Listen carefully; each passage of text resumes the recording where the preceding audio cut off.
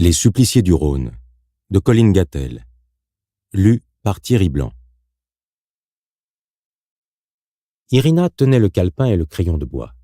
Il avait été convenu que, pour passer inaperçue, elle servirait de scribe et noterait les remarques de ses deux collègues. Cela lui avait déplu sur le moment, tant elle souhaitait agir et être dans le feu de l'action.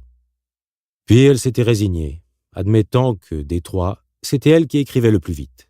Elle savait même dessiner. De plus, elle avait encore beaucoup à apprendre en matière d'investigation. Zone du crime, trop de piétinement pour retirer des empreintes de pieds potables. Aucun indice probant laissé sur les lieux. Le corps en lui-même, cadavre de sexe féminin, recroquevillé en position quasi fétale. Placé sur le côté gauche, les bras en serrent les genoux, fermant une chemise à fleurs. Un kimono. Il s'agit d'un kimono. Soit. Retenant son kimono. Jouer à la Cassagne n'était pas pour déplaire à Félicien, qui trouvait dans le commandement matière à réflexion. Lorsque son camarade parlait, s'éveillait en lui la faculté de se concentrer. Tel un prêtre à confesse, il interceptait les mots pour en faire des idées qui, en chapelet précieux, glissaient dans son esprit afin d'être analysées, disséquées, interprétées.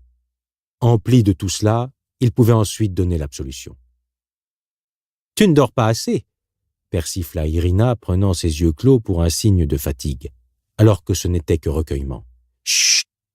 lui intima-t-il en joignant les mains. « Écoute !» Quoique goguenarde, elle ne put que sourire du geste et obéit. « Je situerai la mort très tôt ce matin, » enchaîna Bernard. « Il est 9 heures et la rigidité cadavérique commence à peine. Elle n'a pas encore atteint les membres inférieurs. La température du corps ? Tu crois que je peux la prendre ? » Il disait cela par rapport aux deux hommes présents et qui ne manqueraient pas d'être choqués par le geste. « Eh bien oui, faut la prendre, parbleu. Irina, mets-toi devant moi, afin de lui faire comme un paravent. » Celle-ci s'exécuta. Le médecin put alors glisser, sans être vu, le thermomètre pour la prise de température anale. « Crénom, elle est froide. Mais cela correspond à la température extérieure. Je confirme donc que le décès a eu lieu vers les 4 heures du matin, à n'en point douter. Ça me va. J'en suis bien aise. Je continue.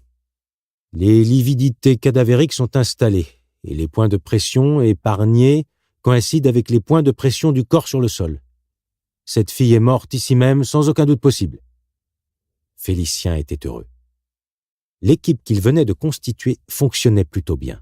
Preuve en était des relevés qui se passaient convenablement, et cela, malgré la présence des gardiens.